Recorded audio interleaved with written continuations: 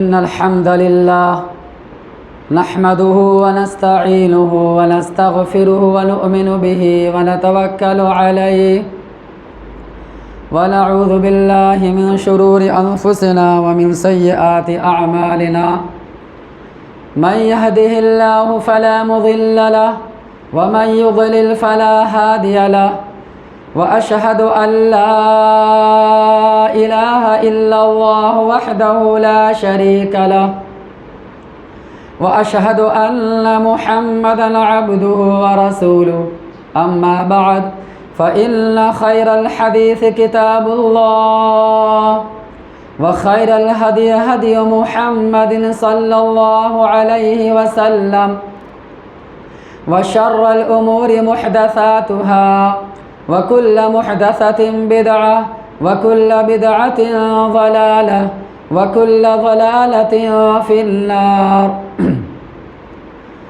أعوذ بالله السميع العليم من الشيطان الرجيم من همزه ونفخه ونفثه.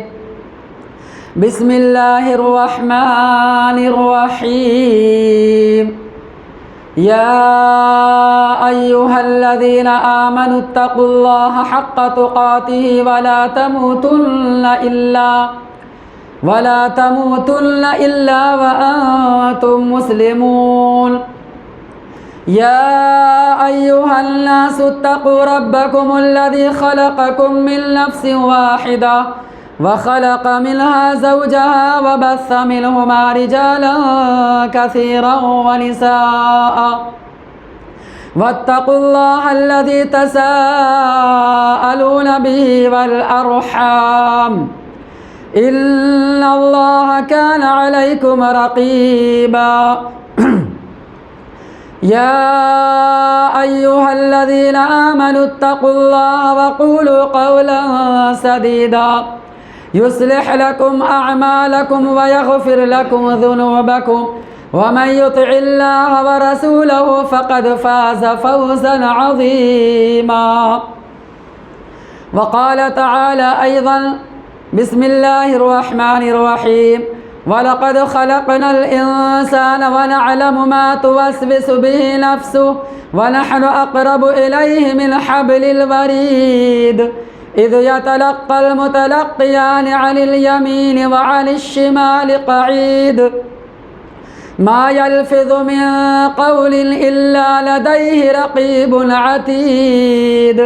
وجاءت سكرة الموت بالحق ذلك ما كنت منه تحيد. ونفخ في الصور ذلك يوم الوعيد. وجاءت كل نفس معها سائق وشهيد. لقد كنت في غفلة من هذا فكشفنا عنك غطاءك فبصرك اليوم حديد. وقال قرينه هذا ما لدي عتيد. وقال تعالى أيضا: وأيوب إذ نادى ربه أني مسني الضر وأنت أرحم الراحمين. ہر قسم کی تعریف، حمد و ثنا، بڑائی، کبریائی، عظمت و جلال اور شان و شوکت اس اللہ وحدہ لا شریک، خالق کائنات، مالک ارض و سما کے لیے ہے، جس نے ہمیں اور آپ کو اور دنیا کے تمام مخلوقات کو 6 دنوں کے اندر پیدا فرمایا۔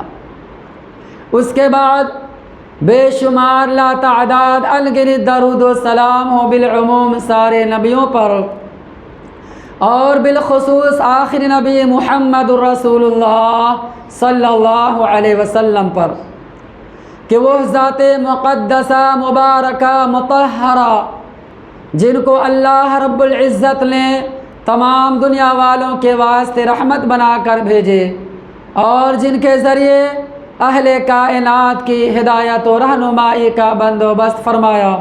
اللہم بارک وسلم علیہ تسلیما۔ محترم حضرات، معزز سامعین کرام، پیارے بچوں، عزیز ساتھیوں، اللہ تبارک و تعالیٰ کا لاکھ لاکھ شکر احسان ہے کہ اللہ نے ہم سب کو اس جمعہ جیسی مبارک گھڑی کے اندر اور اس خطبہ جمعہ کے سننے کے لیے اور اسی طریقے سے اس جمعہ کی نماز پڑھنے کے لیے ہم سب کو جمع فرمایا ہے۔ اس بات پر اللہ تعالیٰ سے ہم دعا کرتے ہیں کہ اللہ تعالیٰ ہم سب کو اس جمعے کے خطبے کو سننے کو اور اس جمعہ کی نماز پڑھنے کو قبول و منظور فرمائے، آمین یا رب العالمین۔ محترم حضرات، دنیا میں جتنے بھی نبی آئے، جتنے بھی پیغمبر آئے، سارے پیغمبر کا ایک ہی مقصد تھا، سارے نبیوں کا مقصد ایک ہی تھا، دوسرا کوئی مقصد نہیں۔ کیا مقصد؟ اللہ نے اس کو بھی واضح الفاظ میں قرآن مجید میں بیان فرما دیا ہے، جو سورۃ النحل کی آیت ہے، وَلَقَدْ بَعَثْنَا فِي كُلِّ أُمَّةٍ رَسُولًا أَنِ اعْبُدُوا اللَّهَ وَاجْتَنِبُوا الطَّاغُوتَ فَمِنْهُمْ مَنْ هَدَى اللَّهُ وَمِنْهُمْ مَنْ حَقَّتْ عَلَيْهِ الضَّلَالَةُ، جس کا ترجمہ یہ ہوا کہ ہم نے ہر امت کے اندر، ہر گروہ کے اندر، ہر قوم کے اندر ایک نہ ایک نبی اور رسول کو ضرور بھیجا ہے۔ کیوں بھیجا؟ ان اعبدوا اللہ، تاکہ سارے کے سارے دنیا والے اور سارے کے سارے انسان صرف ایک اللہ کی عبادت کرنے والے بن جائے، صرف اللہ وحدہ لا شریک کے پرستار ہو جائے اور شرک جیسی بری چیزوں سے بچ جائے، یعنی مخلوق سے واسطہ ہٹا کر، مخلوق کی غلامی سے ہٹا کر ایک خالق کی غلامی کا طوق اس کے گردن میں ڈال دی جائے۔ اسی مقصد کے لیے اللہ تعالیٰ نبی کو بھیجتا ہے۔ گویا کہ نبی کے بھیجے جانے کا ایک ہی مقصد ہے اور وہ ہے صرف رب کی عبادت، لیکن طریقہ سب کا الگ الگ رہا ہے۔ جس زمانے میں جو رسول آئے تھے تو اس زمانے میں انہی رسول کے مطابق اللہ کی عبادت کرنی۔ جیسے ابراہیم علیہ السلام دنیا میں آئے تو اب ابراہیم علیہ السلام کا طریقہ ان کی قوم کے لیے ضروری تھا۔ عبادت تو اللہ کی ہوگی لیکن طریقہ ابراہیم علیہ السلام کا۔ اسی طریقے سے نوح علیہ السلام جس دور میں آئے تو نوح علیہ السلام کا جو طریقہ تھا، جو عمل تھا، اس کے مطابق ان کی قوم عمل کریں گے تو اللہ قبول فرمائے گا۔ لیکن عبادت صرف اللہ کی ہوگی، چاہے وہ اولیاء کرام ہو، انبیاء کرام ہو، کیوں نہ ہو، سب کے سب اللہ کے حکم کے تابع ہیں۔ تو اسی طریقے سے اللہ تعالیٰ نے اپنے ایک پیغمبر جن کا نام نامی اسم گرامی حضرت ایوب علیہ السلام ہے، حضرت ایوب علیہ السلام کو بھی اللہ نے اسی مقصد کے لیے بھیجا کہ وہ اپنی قوم کو، اپنے لوگوں کو ایک اللہ کی عبادت کی طرف دعوت دیں، لوگوں کو شرک بدعت سے بچائیں، برائی کا خاتمہ کرے، رسم و رواج کو توڑ کر سماج میں اور معاشرے میں جو برائی گناہ ہے اس کو ختم کر کے نیکی کے راستے پر، بھلائی کے راستے پر، اچھائی کے راستے پر بلائے اور اس کی طرف لوگوں کو دعوت دے۔ لیکن آئیے آج کی خطبہ جمعہ کے اندر میں مختصر طور پر شارٹ کٹ میں سیدنا ایوب علیہ السلام کے واقعے کو بیان کرتا ہوں اور ان کی سیرت کے حوالے سے کچھ اہم بات، کچھ اہم پیغام آپ کے سامنے روشنی ڈالنا چاہتا ہوں۔ سب سے پہلے ہم یہ سمجھے کہ سیدنا ایوب علیہ السلام کس دور کے تھے، پہلے یہ سمجھنا، پھر ان کی پیدائش کب ہوئی اور ان کی وفات کب ہوئی اور ان کے تعلق سے قرآن کریم میں کیا بیان کیا گیا، یہ پوری کی پوری باتیں ہیں لیکن مختصر. سب سے پہلے سیدنا ایوب علیہ الصلاۃ والسلام،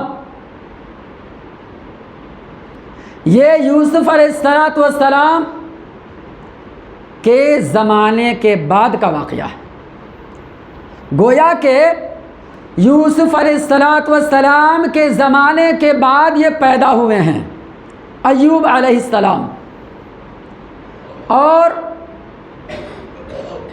ان کی ولادت کے بارے میں، ان کی تاریخ پیدائش کے بارے میں، یا اسی طریقے سے ان کی وفات کب ہوئی، ان کے بارے میں قرآن حدیث میں کہیں بھی صراحت کے ساتھ یہ چیز موجود نہیں ہے.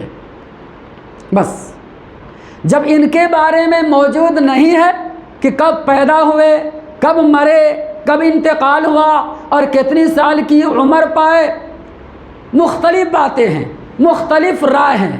لہذا کوئی فیصل اور سچ اور صحیح بات کلیئر کے ساتھ، واضح کے ساتھ قرآن مجید کی کسی بھی آیت میں یا نبی کی کسی حدیث میں نہیں ملتی ہے. جب نہیں ملتی ہے تو ہم کو اس کے پیچھے پڑھنے کی ضرورت نہیں. بس اب آگے چلیں. ایوب علیہ السلام کے بارے میں کیا بیان کیا ہے؟ قرآن مجید کے اندر تقریباً 4 یا 5 صورتوں کے اندر ان کا نام آیا ہے. سورہ نساء کے اندر ان کا نام آیا، سورہ انعام کے اندر ان کا نام آیا، سورہ صاد کے اندر ان کا نام آیا، سورہ انبیاء کے اندر ان کا نام آیا. لیکن خطبہ مسنونہ کے بعد جس آیت کریمہ کی میں نے تلاوت کی ہے، یہ سورہ انبیاء کی آیت ہے. اس میں اللہ نے ان کے بارے میں کچھ تفصیل بیان کیا ہے، اور سورہ صاد کے اندر بس یہی 2 سورہ ہے جس کے اندر تفصیل سے بیان ہے. باقی اور سورہ میں تفصیل نہیں ملے گی، یہ بات یاد رکھیں. کون سا سورہ؟ سورہ انبیاء، یعنی سورہ نمبر 20 پر 1 اور آیت نمبر 80 پر 3 اور 80 پر 4. اس آیت کریمہ میں ان کے واقعے کو بیان کیا ہے. کیا بیان کیا؟ پہلے ترجمے پر غور کریں. اللہ تعالیٰ ارشاد فرماتا ہے وَأَيُّوبَ إِذْ نَادَى رَبَّهُ أَنِّي مَسَّنِيَ الضُّرُّ وَأَنْتَ أَرْحَمُ الرَّاحِمِينَ. اے میرے پیغمبر، آپ ان کے واقعے کو بھی یاد کیجئے. کن کے واقعے کو؟ ایوب علیہ السلام کے. ایوب علیہ السلام کے واقعے کو بھی یاد کیجئے جس وقت انہوں نے اپنے رب کو پکارا کہ اے میرے پروردگار، مجھے بیماری لاحق ہو گئی ہے، مجھے بیماری نے پکڑ لی ہے اور تکلیف میں مبتلا ہوں، پریشانی میں مبتلا ہوں، اور تو سارے رحم کرنے والوں میں سب سے بڑا رحم کرنے والا ہے، سارے مہربانوں میں سب سے بڑا تو مہربان ہے. اے اللہ، تجھ سے بڑا رحم کرنے والا کوئی نہیں، تجھ سے بڑا مہربانی کرنے والا کوئی نہیں، لہذا تو مجھ پر رحم فرما. دیکھو اس آیت کریمہ غور کرو. ایوب علیہ السلام نے یہ نہیں کہا کہ اللہ میں بیمار ہوں تو مجھے شفا دے. دیکھیں انداز. اگر چاہتا تو کہہ سکتا تھا نا کہ اللہ میں بیمار ہوں، تو جلدی مجھے شفا یابی سے نواز دے، مجھے ٹھیک کر دے، تندرست بنا دے، صحت یابی بنا دے. نہیں کہا. کہا اے اللہ تو رحم کرنے والوں میں سب سے بڑا رحم کرنے والا. غور کیجیے. یعنی یہ ایک ادب اور ایک سلیقہ ہے کہ ایوب علیہ السلام اللہ کے سامنے ایک ادب اور سلیقے سے بات کر رہے ہیں. ایک پیغمبر ہے نا، تو جو بھی اللہ کے پیغمبر نبی ہوتے ہیں وہ اللہ تعالیٰ کی بڑی قدر کرتے ہیں، اللہ تعالیٰ کی بڑی عظمت کرتے ہیں کہ کس انداز سے ہم اللہ سے بات کرنی چاہیے تاکہ بے ادبی کا اور گستاخی کا کوئی پہلو سامنے نہ آئے. اللہ کی شان میں ذرہ برابر، رتی برابر گستاخی نہ ہونی چاہیے، یہ نبی کی شان ہوتی ہے. تو اس طریقے سے پکارا. اس کے بعد اللہ تعالیٰ آگے فرماتا ہے کہ ہم نے ایوب علیہ السلام کو بیماری سے نجات عطا فرمائی، اور اس کے بعد ہم نے ان کے اہل و عیال سے بھی نواز دیا، ان کے مال و دولت میں ترقی عطا فرمائی، ان کے کھیتی باڑی میں ترقی عطا فرمائی، ان کے جانور بکرا بکری بھینس اور اسی طریقے سے اونٹ اٹھنی میں ترقی عطا فرمائی۔ اللہ تعالیٰ نے سب کچھ سے نواز دیا۔ دیکھو دراصل بات کیا ہے، ایوب علیہ السلام کے بارے میں تفسیر ابن کثیر اور تفسیر ابن جریر، جس کو ہم تفسیر طبری بولتے ہیں، یاد رکھیے حوالہ بتا رہا ہوں، ان کے اندر اس کتاب کے اندر ایوب علیہ السلام کے بارے میں کچھ تفسیر بیان کیا گیا ہے۔ وہ تفسیر کیا ہے؟ ایوب علیہ السلام کتنی سال کی عمر میں بیمار پڑے تھے پتہ ہے؟ نہیں معلوم، غور سے سنیں، 70 سال کی عمر میں بیمار پڑے تھے۔ جی مفسرین کا کہنا ہے، مورخین بیان کرتے ہیں، تاریخ بیان کرنے والوں نے، اسلامی ہسٹوری بیان کرنے والے کہتے ہیں کہ 70 سال کی عمر میں یہ بیمار پڑے۔ ان کے پاس 7 بیٹیاں تھیں اور 7 بیٹے تھے، یعنی مرد بچے 7 اور عورت بچی بھی 7۔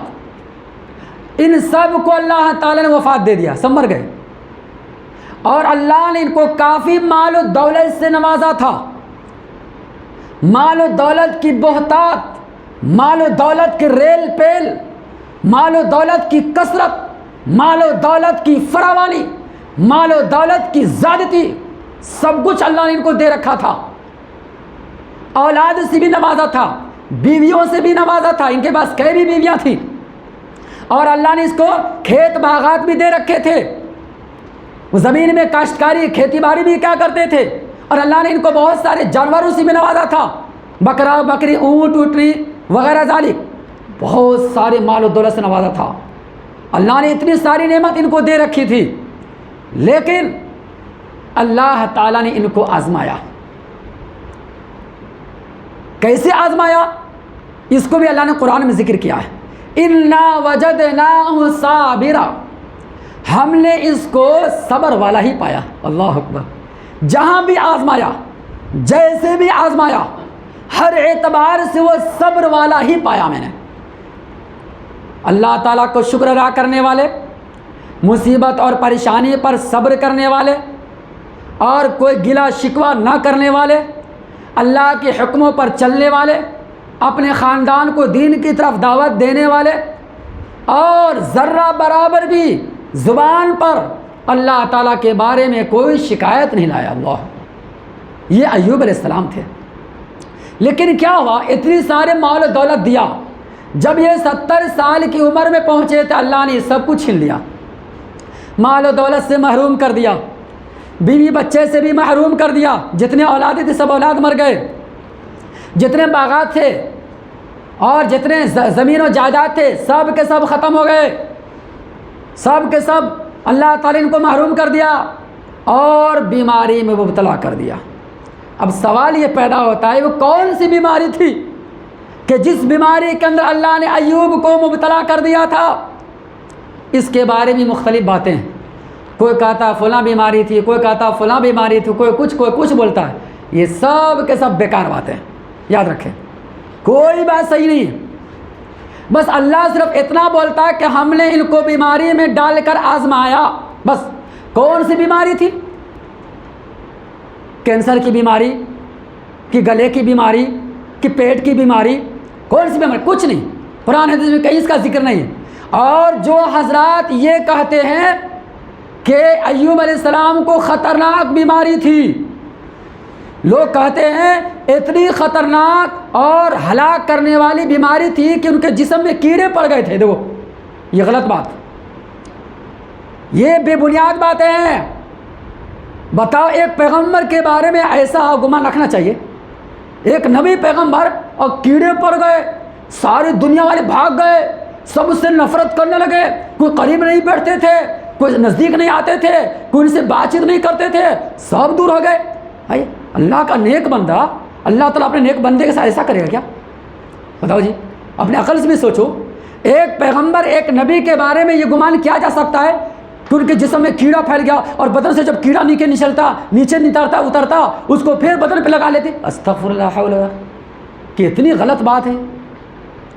جبکہ شریعت کی یہ تعلیم ہے، اللہ کے نبی اکرم صلی اللہ علیہ وسلم کا فرمان ہے کہ کہ جو نبی دنیا سے مر جاتے ہیں، یاد رکھو مرنے کے بعد بھی اور جب تک وہ زندہ رہتے ہیں، زندگی کی حالت میں بھی کوئی مٹی اسے جسم کو برباد نہیں کر سکتے، اور نہ وہ کیڑا مکوڑا نبیوں کے بدن کو کھا سکتا ہے۔ مٹی کے اوپر حرام کر دیا ہے کہ وہ اپنے نبی کے جسموں کو کھائے، اپنے پیغمبر کے جسموں کو برباد بوسیدہ کرے، اللہ نے حرام کر دیا ہے۔ بتاؤ، ایک نبی کے جسم کو مٹی کے اوپر حرام کر دیا ہے کہ اسے کھا نہیں سکتا، بوسیدہ نہیں کر سکتا، خراب نہیں کر سکتا، کوئی کیڑا مکوڑا نہیں چھو سکتا ہے، بھلا زندگی کے اندر کیسے چھو سکتا ہے؟ یہ غلط بات ہے کہ کیڑے پکڑ لیا، سارے لوگ دور بھاگ گئے، سب نفرت کرنے لگے، بیکار۔ بلکہ اللہ نے، ہو سکتا کوئی بیماری ہو، آپ کو یہ خیال کیسے آیا کہ کیڑا ہی نے بیماری پکڑ لیا؟ بیماری کا کوئی ذکر نہیں، یاد رکھو کون سی بیماری تھی اس کا کوئی ذکر نہیں، قرآن مجید کی کسی آیت حدیث میں نہیں، لہذا اس کو ذہن سے پہلے صاف کر لیں بس۔ اب اللہ نے آزمایا، مال و دولت سے محروم کر کے آزمایا، بیوی بچے سے محروم کر کے آزمایا، یہاں تک کہ آپ کے خاندان کے سارے لوگ آپ کا ساتھ دینا چھوڑ دیا، صرف ایک بیوی نے آپ کا ساتھ دیا۔ ان بیوی کا نام کیا پتہ ہے؟ بعض مورخین تو کہتے ہیں رحمت، واقعی رحمت والی بیوی تھی، بڑی خدمت گزار عورت ہو تو ایسی کہ جو اپنے شوہر کی خاوند کی اس طریقے سے خدمت کرے کہ ان کی جان کو، اپنی جان کو نچھاور کر دے۔ نیک عورت کی پہچان یہ ہوتی ہے، ایسا نہیں آج کل کے مسلمان عورتوں کی طرح، آج کل کی بیویوں کی طرح کہ جب تک شوہر کما کے دے رہا بہت اچھا، ہاں کھانا کپڑا لباس پوشاک مکان دکان سب کچھ دے رہا بہت اچھا، بنگلے گھر سب کچھ دے رہے ماشاءاللہ، ڈیلے کے ڈیلے 1000 5000 10,000 کی ساڑیاں خرید کے دے رہے، میرے شوہر بہت اچھے۔ اور جب وہ بیمار پڑ گئے، بستر پہ آ گئے، دیکھا کہ مہینہ 2 مہینے سے آپ کمانے نہیں جا رہے، بیچارے کمزور پڑ گیا، تو اب یہ بیوی پیچھے کھسک لگی، نہ میں میکے جانا چاہتی ہوں، میں باہر جانا چاہتی ہوں، فلاں جگہ جانا، ہم کو چھوڑ دو۔ یہ دیکھو، یہ ہے بے وفائی۔ یہ وفادار بیوی ہو سکتی ہے؟ ہرگز نہیں۔ ایوب علیہ السلام کی بیوی سے سبق سیکھنا چاہیے دنیا کے مسلمان عورتوں کو کہ وہ ایوب علیہ السلام اتنی سخت بیماری مبتلا رہی، وہ بھی 1-2 مہینہ نہیں، کئی سال تک۔ مفسرین مؤرخین بیان کرتے ہیں کہ تقریباً 18 سال تک وہ بیمار رہے۔ اللہ اکبر، لگاتار کنٹینیو، ایسا نہیں کہ بیچ میں گیپ ہوا، 18 سال تک لگاتار بیمار رہے، کوئی دنیا والا دیکھنے والا نہیں، نہ ان کے خاندان کے کوئی لوگ آ کے دیکھے پوچھ پاچھ کیے، نہ ان کے رشتہ دار، کوئی نہیں، سب دور ہو گئے۔ یہ اللہ تعالیٰ کی طرف سے بڑی آزمائش تھی۔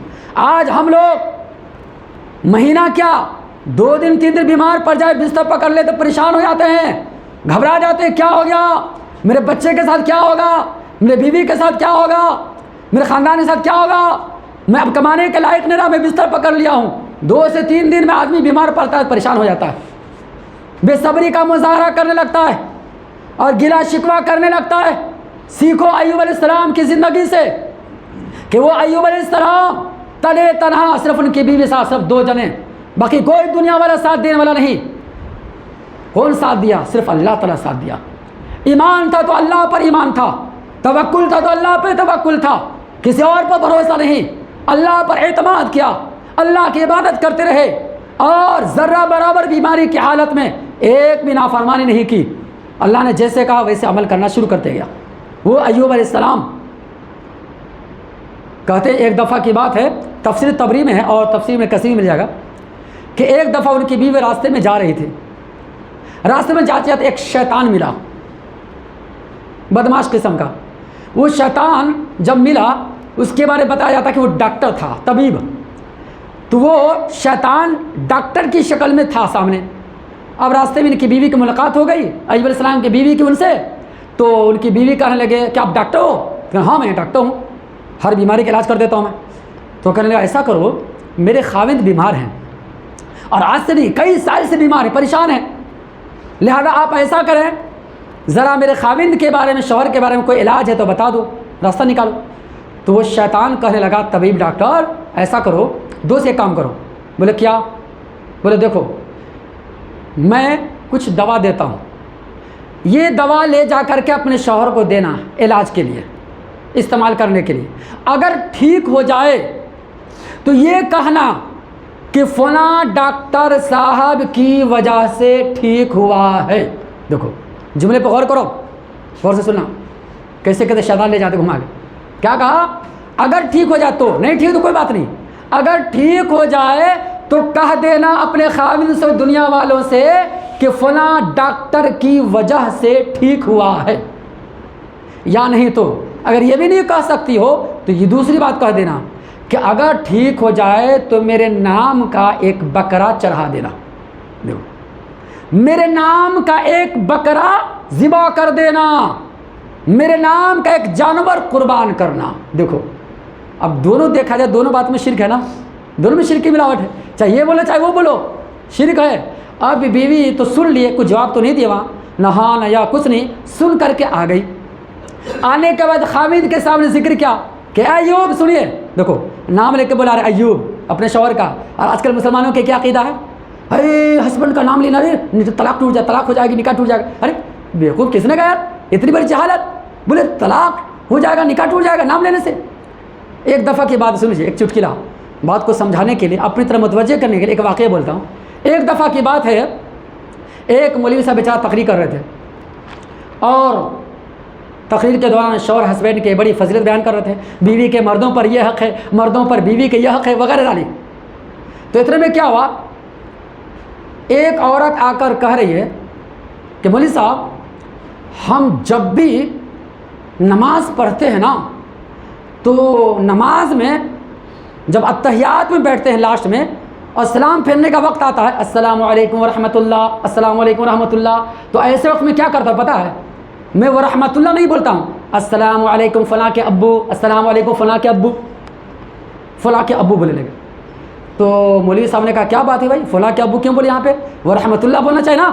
تو عورت کہنے لگی میرے خاوند ہسبینڈ کا نام رحمۃ اللہ ہے, اگر میں نام لوں تو ہو سکتا میرا نکاح ٹوٹ جائے. دیکھو اس لیے نماز میں ان کا نام لینا گوارا نہیں کیا. دیکھو یہ ایسی عورت تھی, کہاں کتنی بڑی جہالت ہے. تو فلاں کے ابو کہتے السلام علیکم فلاں کے ابو, السلام علیکم فلاں کے ابو, رحمۃ اللہ بول کے نہیں بلاتے تھے کہ میرے شوہر کا نام ہے, تو بیٹے کا ابو کہہ کے بولتے تھے. اس طریقے سے جہالت ہے. بتاؤ کیا نام لینے سے شوہر کا نکاح ٹوٹ جائے گا؟ نبی اکرم صلی اللہ علیہ وسلم بیان فرماتے ہیں کہ سید عائشہ صدیقہ رضی اللہ عنہا کہتی تھی, بخاری میں روایت اٹھاؤ, وہ کہتی تھی کہ جب کبھی میں ناراض ہو جاتی تو میں اس وقت کہتی تھی ابراہیم کے رب کی قسم, اور جب میں خوش رہتی تھی تو کہتی تھی محمد کے رب کی قسم. دیکھو صلی اللہ علیہ وسلم. اب یہاں پر اللہ کے نبی کا نام دیا نا عائشہ رضی اللہ. بتاؤ عائشہ کے شوہر کا نام محمد نہیں تھا صلی اللہ علیہ وسلم. بتاؤ ایک بیوی خاوند, بیوی ہو کر خاوند کا نام لے رہے اور تم کہتے ہو نام لینے سے فلاں فلاں ہو جائے گا. تو بہرحال تو یہاں پر کیا ہوا, ایوب علیہ السلام کی بیوی کہنے لگی ایوب سنیے فلاں فلاں شیطان قسم کا آدمی ملا تھا ڈاکٹر, وہ ایسے سے بول رہا ہے. تو ایوب علیہ السلام غصے میں آ گئے. دیکھو بیمار ہے, بستر پر مبتلا ہے, پریشانی میں ہے, لیکن ایسے وقت بھی ان کو توحید کا سبق سکھایا. بیوی پر غصہ ہو گئے, ناراض ہو گئے اور کہے بیوی کیا کرتی تم, اللہ کی باندھی, اللہ سے ڈرو, یہ شرک والا کام تو بولتی کرنے کے لیے, غلط بات, توبہ کر. اگر میں ٹھیک ہو گیا, اللہ کی قسم اگر میں ٹھیک ہو گیا تو 100 کوڑے تجھے ماروں گا, قسم کھا دیا. دیکھو بیوی کے اوپر, ظاہر سی بات, ایک نبی پیغمبر توحید کے خلاف ذرہ برا بھی کوئی بات آ جائے برداشت نہیں کرتے تھے, صبر نہیں کرتے تھے. یہ ایمان عقیدے کا مسئلہ تھا. غصے میں آ گیا ایوب علیہ السلام اور بیوی سے کہنے لگا رک جا, اب انتظار کر, جب میں ٹھیک ہو جاؤں گا نا, اللہ کی قسم, قسم کھا کر بول رہے ہیں کہ 100 کرے تجھے ماروں گا. چنانچہ اب کیا ہوا, اللہ تبارک و تعالیٰ کے فضل سے 18 سال تک یہ مصیبت جھیلتے رہے, یہ پریشانیاں جھیلتے رہے, صبر کرتے رہے, اللہ کو یاد کرتے رہے, اللہ کا شکر ادا کرتے رہے, رب کی عبادت کرتے رہے. ٹھیک 18 سال کے بعد اللہ تعالیٰ ایوب علیہ السلام کی اس دعا کو قبول فرماتا ہے جو قرآن میں ذکر کیا ہے. فاستجبنا له, ایوب علیہ السلام نے اپنے رب کو پکارا اور کہنے لگے کیا, وَاذْكُرْ أَيُّوبَ وَاذْكُرْ عِبَادَنَا أَيُّوبَ اِذْ نَادَ رَبَّهُ أَنِّي مَسَّنِيَ الضُّرُّ. ایک آیت میں مسّن ضر ہے اور ایک آیت میں ہے مَسَّنِيَ الشَّيْطَانُ بِنُصْبٍ وَعَذَابٍ. کیا مطلب, ایوب علیہ السلام کہہ رہے ہیں کہ اے میرے پروردگار، شیطان نے مجھے دکھ پہنچایا ہے، شیطان نے مجھے رنج پہنچایا ہے، شیطان کی طرف سے مجھے پریشانی لاحق ہوئی ہے، اے اللہ تو رحم کرنے والا، مجھ پہ رحم فرما۔ اب یہاں پہ ایک سوال ہو سکتا ہے، پہلے سوال کا حل کر لیتا ہوں۔ آخر ایوب علیہ السلام نے یہ کیوں کہا کہ شیطان نے مجھے دکھ رنج پہنچایا؟ بتاؤ، مصیبت کا مالک بھی تو اللہ تعالیٰ ہے نا، جیسے نفع کا مالک اللہ ہے، مصیبت کا مالک تو اللہ ہے، نفع نقصان تو اللہ تعالیٰ کی طرف سے ہوتا ہے، لیکن یہاں تکلیف، پریشانی، رنج اور دکھ کی نسبت ایوب علیہ السلام نے شیطان کی طرف کیا۔ یہاں ادب کا تقاضا، یہاں بھی ادب ہے۔ کیسے؟ اللہ تعالیٰ کے بارے میں ہم لوگوں کو خیر کا گمان رکھنا چاہیے، اور جہاں کوئی شر کا معاملہ ہو، برائی کا معاملہ ہو، فتنہ فساد کا معاملہ ہو، خرابی کا معاملہ ہو، وہاں پر اپنی نسبت اپنی طرف کرنی چاہیے، اللہ کی طرف نہیں کرنا چاہیے، ورنہ یہ بھی اللہ کی شان میں ذرا گستاخی ہے۔ دیکھو، اللہ اکبر، ورنہ ہر چیز کا مالک تو اللہ ہی ہے، خیر کو بھی اللہ ہی نے پیدا کیا، شر کو بھی اللہ ہی نے پیدا کیا، اچھی چیز کو بھی اللہ نے بنایا، بری چیز کو بھی اللہ نے بنایا، لیکن بیماری کی نسبت، برائی کی نسبت، پریشانی کی نسبت اور گناہ و نافرمانی کی نسبت اپنی طرف کی۔ جیسے ابراہیم السلام کے بارے میں آیا، کیا آیا؟ وَإِذَا مَرِضْتُ فَهُوَ يَشْفِينِ، کہنے لگے کیا؟ وہی اللہ تعالیٰ نفع دیتا ہے، وہی نقصان پہنچاتا ہے، سب کچھ اس کے طرف سے، لیکن آخر میں کیا بولے؟ جب میں بیمار پڑتا ہوں تو وہی مجھے شفا دیتا ہے۔ دیکھو، یہاں بھی بیماری کی نسبت اپنی طرف۔ اگر ابراہیم السلام چاہتے تو یہ کہہ سکتے تھے نا، جب اللہ مجھے بیمار دیتا ہے، بیماری دیتا ہے، لیکن نہیں، اللہ کی طرف نہیں، جب میں بیمار پڑتا ہوں، غور کرو، تو اللہ مجھے شفا دیتا ہے۔ یہ اللہ کی شان میں عظمت کا پہلو ہے، اللہ کی شان میں بڑائی کا پہلو ہے۔ تو یہاں پر وہی ہوا۔ خیر، اب جو ہے ایوب علیہ السلام 18 سال کی عمر میں بیماری سے صحت یابی ہوئے، اللہ نے ان کی دعا کو قبول فرما لیا۔ ان کے ایک بیوی کا نام تھا لیا، یہ وہی لیا ہے، یاد رکھیے، بتا دیتا ہوں، شاید کس کو بتائے بھی ہوں گے، یہ وہی لیا خاتون ہے ایوب علیہ السلام کی بیوی، جن کے بارے میں مورخین بیان کرتے ہیں کہ چاروں طرف سے ان کے خاندان والے نبی تھے، پیغمبر۔ کیسے؟ ان کے شوہر نبی تھے، ان کے باپ نبی تھے، ان کے بھائی نبی تھے، ان کے بیٹا نبی تھے، چاروں نبی، بھائی بھی نبی، شوہر بھی نبی، بیٹا بھی نبی اور باپ بھی نبی۔ کون؟ بتا دیتا ہوں، سنو۔